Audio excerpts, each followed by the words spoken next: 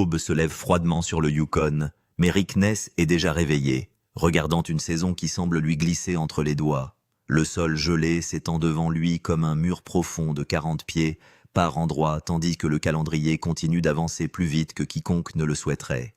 Il lui reste 3 précieuses semaines de lumière du jour exploitable. Son installation de lavage est déjà tombée en panne 2 fois ce mois-ci, et tous les calculs pointent vers la même conclusion brutale. Pourtant, malgré les chiffres, malgré les revers, malgré l'épuisement inscrit sur tous les visages du camp, Rick continue de dire à son équipe de creuser. De retour au camp, un numéro est inscrit sur un tableau blanc, et il est devenu impossible de l'ignorer. Il suit tout le monde du petit déjeuner, aux pannes, aux réparations nocturnes, sous les projecteurs. 1800 onces. Pas seulement un objectif de production, pas seulement un autre objectif minier, mais une promesse que Rick a faite aux personnes qui lui faisaient suffisamment confiance pour le suivre dans l'un des champs aurifères les plus difficiles de la planète. Le problème est que chaque jour qui passe, cette promesse ressemble moins à un objectif qu'à une montagne que personne ne sait gravir. La tension commence à se manifester au sein de l'équipage.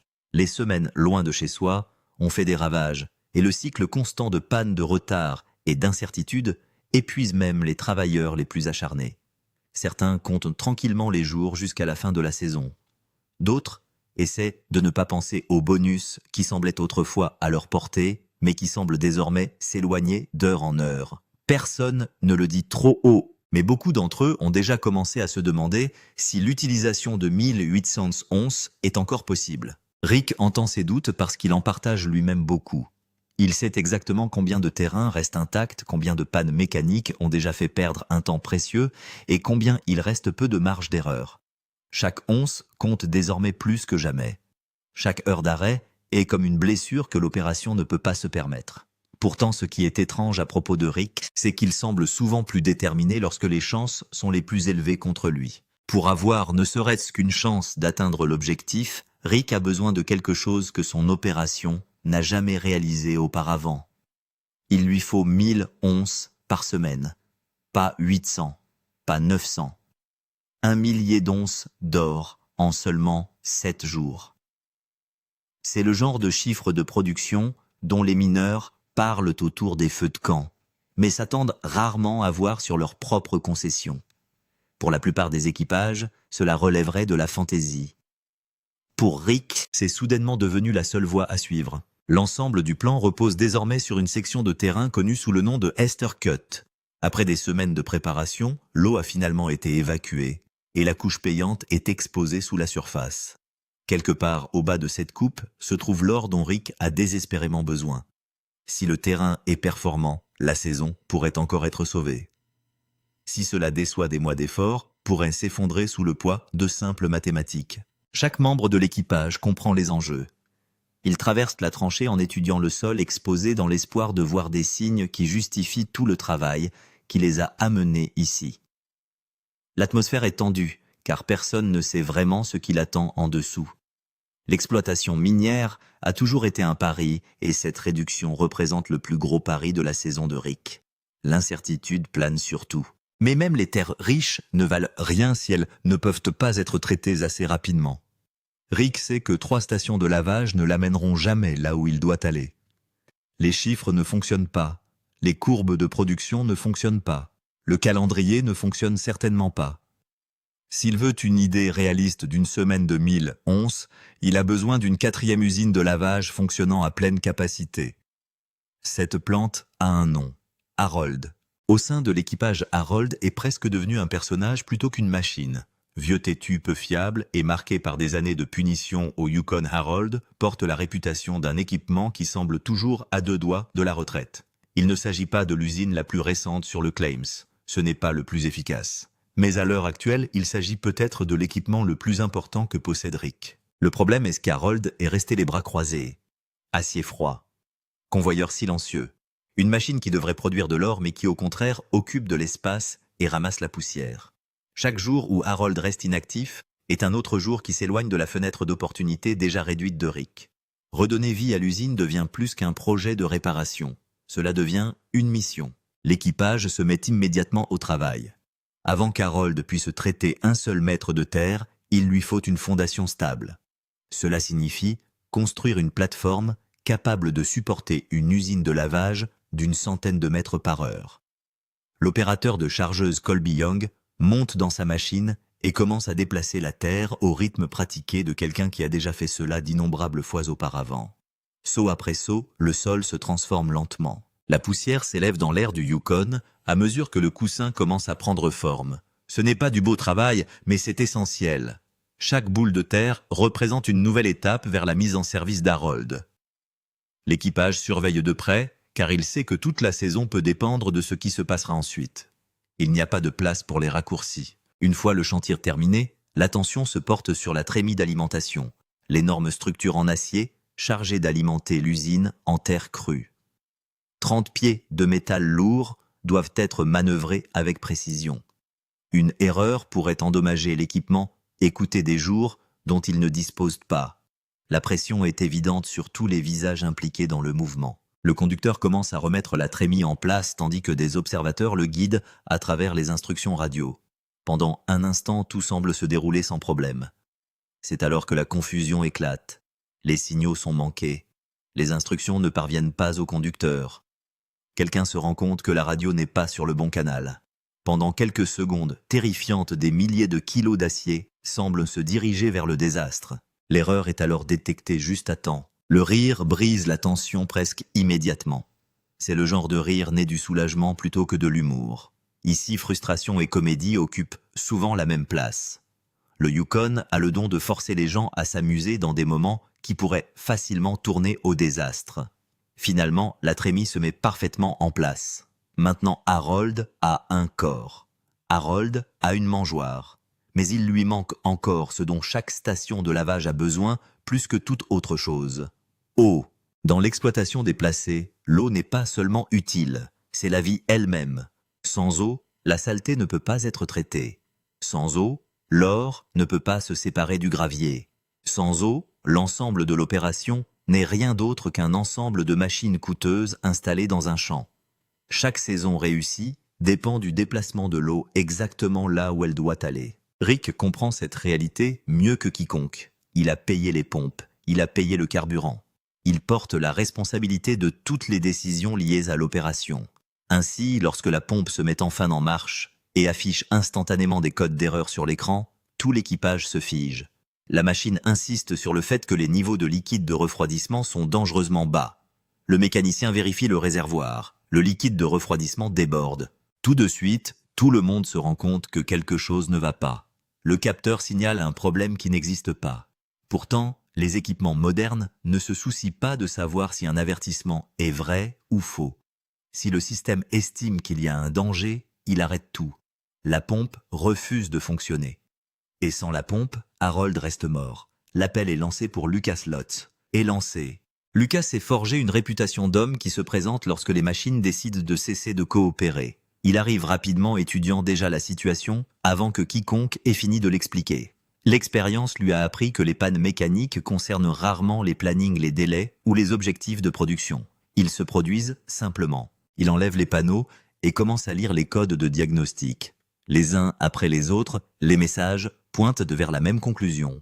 Soit le capteur de liquide de refroidissement est en panne, soit le module de commande électronique reçoit des informations erronées. Aucune des deux options n'est idéale. Tous deux ont le pouvoir d'arrêter toute l'opération. Après une inspection minutieuse, Lucas identifie le coupable.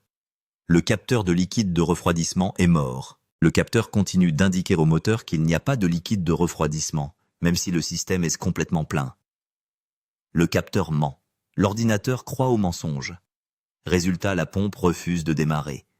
Il s'agit d'un petit composant qui pose un énorme problème. Normalement, la solution serait simple, remplacer le capteur. Mais rien n'est simple au Yukon.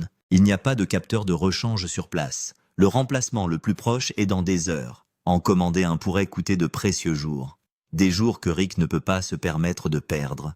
Chaque retard pousse l'objectif des 1800 onces encore plus hors de portée. Lucas reste silencieux un moment, évaluant ses options. Puis il cherche quelque chose d'inattendu, un potentiomètre. Pour la plupart des gens, cela semble insignifiant, juste un petit composant électrique. Mais entre les mains d'un mécanicien expérimenté, cela devient une bouée de sauvetage potentielle. En ajustant soigneusement les valeurs de résistance, Lucas pense pouvoir tromper le système pour qu'il voie le signal qu'il attend d'un capteur sain. Ce n'est pas une réparation officielle. Il n'est répertorié dans aucun manuel du fabricant. C'est ce que les mineurs appellent une solution de brousse, le genre de réparation né de la nécessité.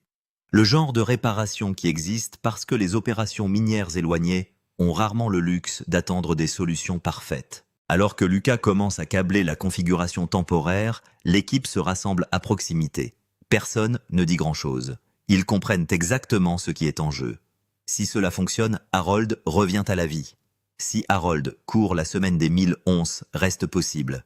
Si la semaine des 1000 onces reste possible, alors 1800 onces restent en vie. Et pour Rick Ness, cette possibilité est encore une raison suffisante pour continuer à y croire.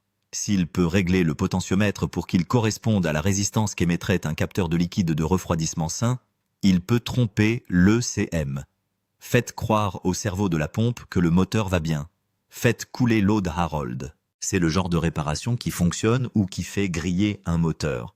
Et c'est le genre de réparation que personne ne veut faire dès le premier jour d'une station de lavage sur laquelle repose toute la saison. Pompe toute neuve, allumée d'abord. Et déjà le mécanicien cherche une solution de contournement plutôt qu'une pièce. C'est le Yukon.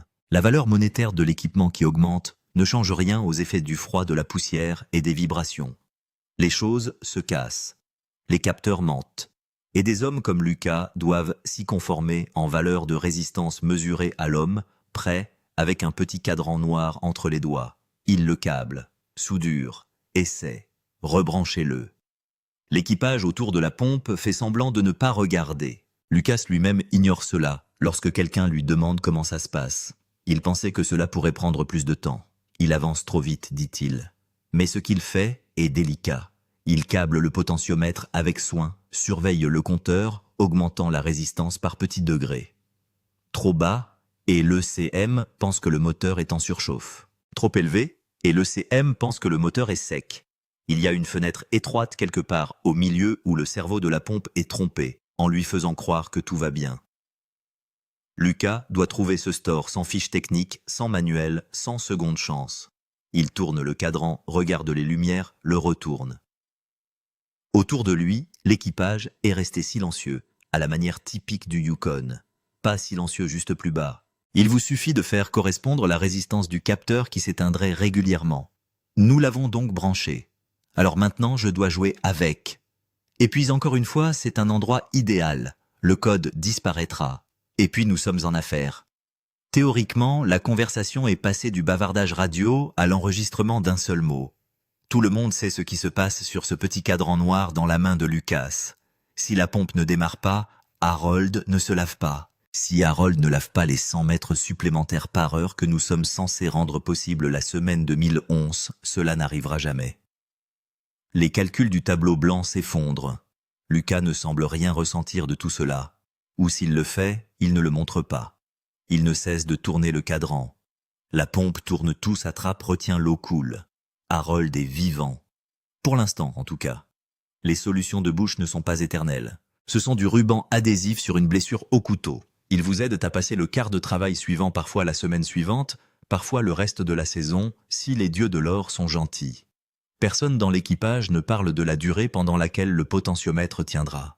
Ils écoutent simplement le bruit de l'eau courante et prétendent que le son est permanent.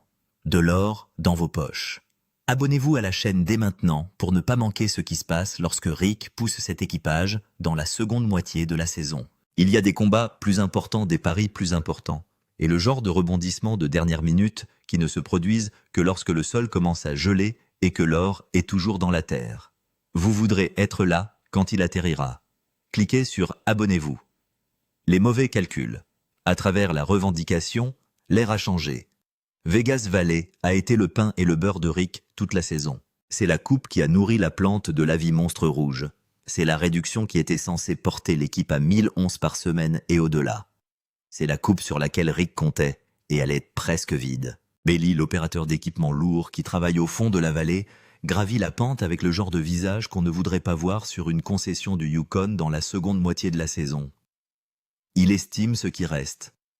Cela peut prendre une semaine de plus pour payer la terre au bas de la tranchée, et puis la vallée est terminée. Rick regarde la coupure. Il savait déjà qu'il avait juste besoin de l'entendre à voix haute. Ils vont avoir besoin de plus de terrain. Il y a une longue pause. Le genre de pause où deux hommes font des calculs dans leur tête en même temps et arrivent à la même réponse inconfortable. Bailey est celui qui nomme finalement la seule option au tableau. Développer. Chasser la séquence de paye. Ouvrez un nouveau terrain. Mais il ne termine pas sa phrase. Il n'est pas obligé. Rick l'admet lui-même. Ce n'est pas idéal. Pas à cette période de l'année. Mais le morceau de terre qu'il regarde le prochain tronçon de terrain en amont de la vallée doit avoir un prix. Le même filon riche en or qui alimentait la Vegas Valley doit bien continuer à circuler quelque part. Rick pense que ça va vers le nord. Rick pense qu'il est assis à 40 pieds plus bas. Et attend. C'est le problème. 40 pieds. 40 pieds de mort terrain. 40 pièces de terre de roche et d'erreurs gelées à écarter avant qu'un seul seau de salaire puisse être touché. C'est assez impressionnant, pour un équipage de 7 hommes. Vous avez déplacé de la terre. Nous savons que c'est certainement un bon salaire à Vegas Valley. Nous allons nous lancer ici maintenant. Le dernier nettoyage s'est bien passé. Nous avons besoin qu'ils soient un peu meilleurs, mais je sais qu'ils le seront. Nous avons juste besoin de passer quelques heures de plus sur la vanne. Tu sais, 40 pieds, avec 3 semaines de saison restantes, peut-être moins. 40 pieds, avec un gel qui ne se soucie pas du tableau blanc de Rick. C'est à ce moment-là que Vegas Valley passe du statut d'ami à celui de problème. Bailey n'essaie pas de cacher ce qu'il pense. 3 semaines. On peut entendre le doute se poser dans sa voix. Il ne croit pas que la chronologie fonctionne. Il ne croit pas qu'une capture de cette ampleur soit possible avec ce qu'il leur reste. Et il le dit, à voix haute, au patron. Rick le coupe gentiment. Ils y parviendront. Les camions doivent continuer à avancer. C'est la seule instruction qui compte aujourd'hui. Bailey repousse une fois de plus. Est-ce que ça vaudra le coup pour une semaine de salaire? Rick a déjà fait le calcul. Si le nouveau sol abandonne 400 onces, cela en vaut la peine. Période. Voilà, le numéro derrière le pari.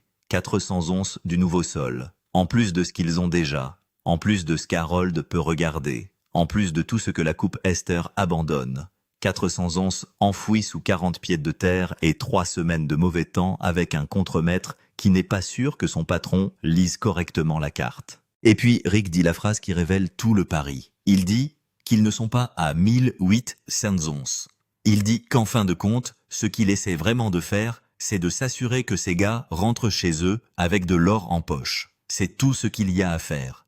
Il ne s'agit plus vraiment d'un tableau blanc. Il s'agit de l'équipage. Il s'agit de ne pas dire à un gars qui a quitté sa famille pendant 6 mois que la saison a été courte.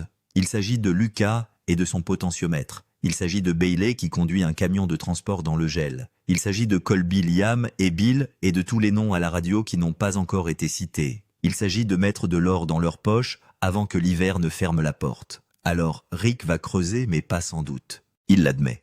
Il dit qu'il est vraiment inquiet du temps dont il dispose et de la quantité de travail qui reste à accomplir. Il dit qu'il ne pense pas que ça va marcher, mais il espère que ça marchera.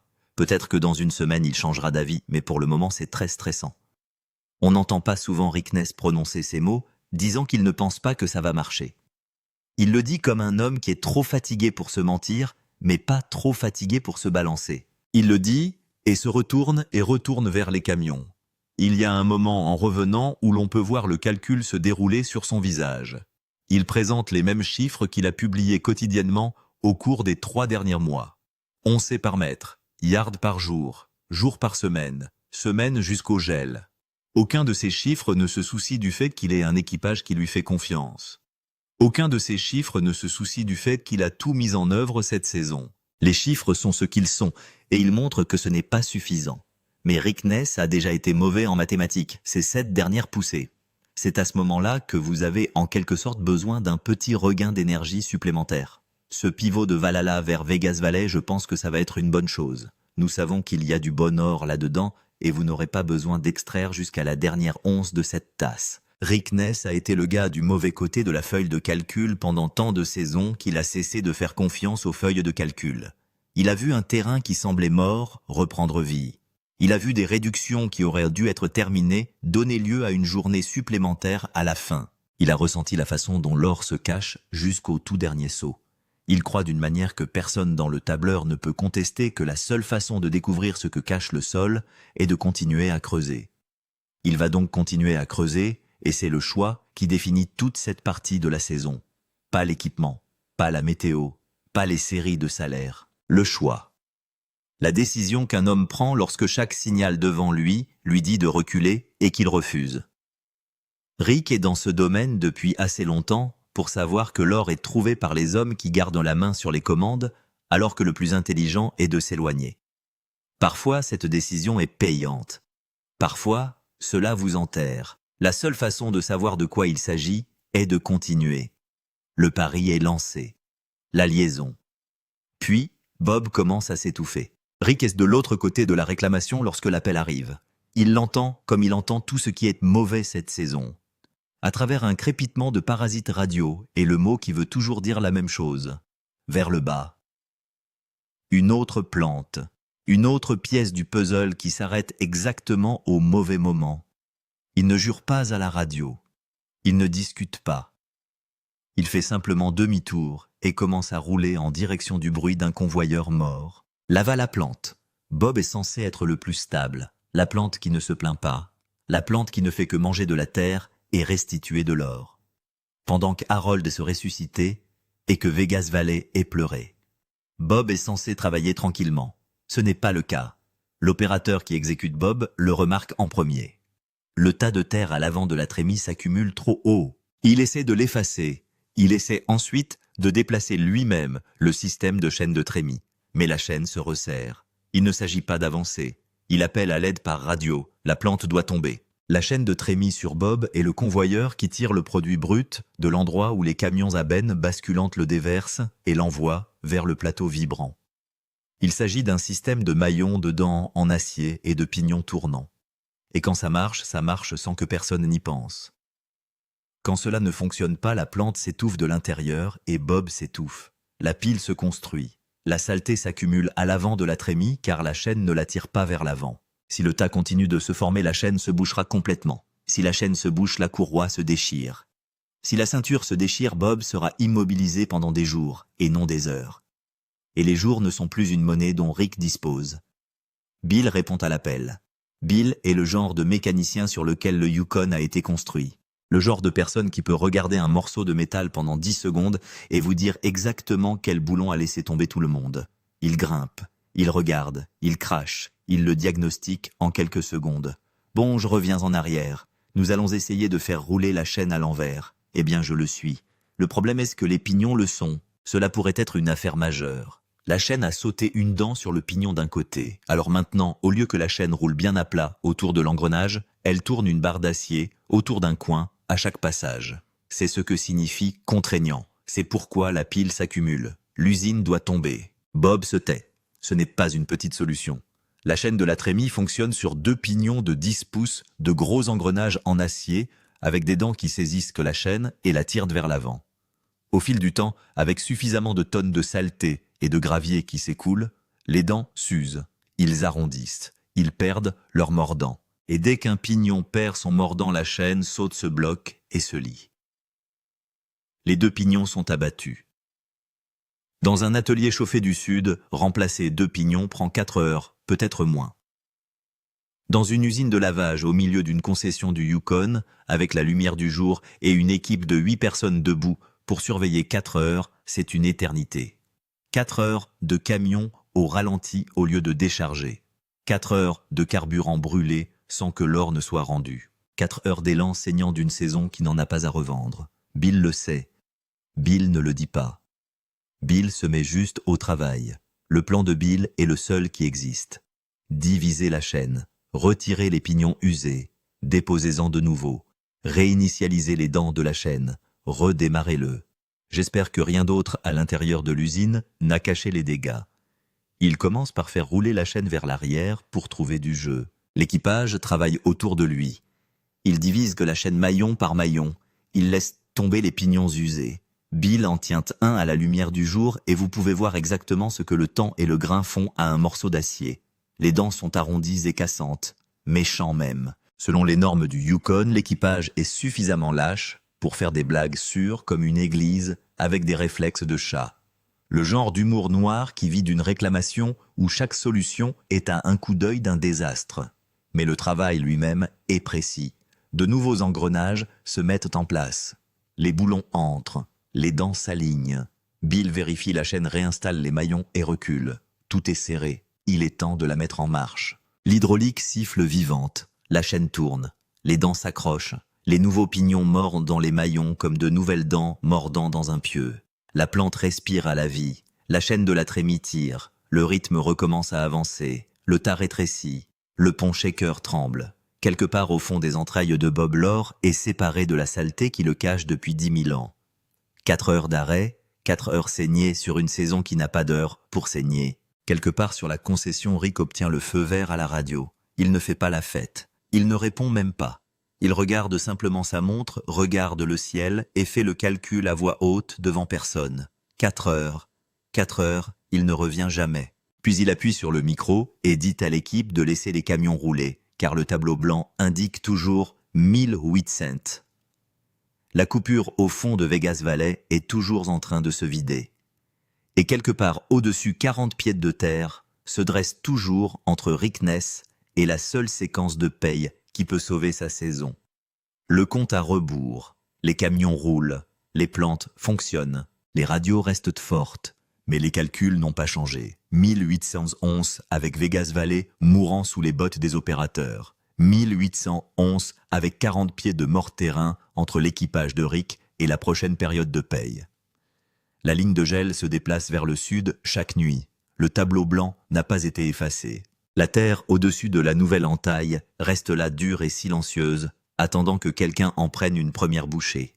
Rick a parié toute sa saison sur la poursuite d'un numéro. Il a misé sur une coupe qui n'a pas encore été livrée, une plante qui vient à peine de prendre vie, un contremaître qui n'est pas sûr de pouvoir y arriver, et 40 pièces de terre gelée qui doivent se détacher du sol avant qu'une seule once puisse être touchée. Ce n'est pas un plan, c'est un pari. 3 semaines, 40 pieds de terre, un numéro sur un tableau blanc. Rick atteint-il 1800 ou est-ce que le gel l'a devancé? Déposez votre appel dans les commentaires. Cliquez sur abonnez-vous pour être là lorsque le gel arrive et que Rick se balance pour la dernière fois. Et si vous êtes arrivé jusqu'ici, vous savez déjà de quel genre d'histoire il s'agit au Yukon. Le genre qui ne finit pas propre. Le genre qui se résume au dernier saut de terre, la dernière heure du jour, la dernière hypothèse sur un pignon usé. Restez. L'or n'en a pas encore fini avec Rick Ness.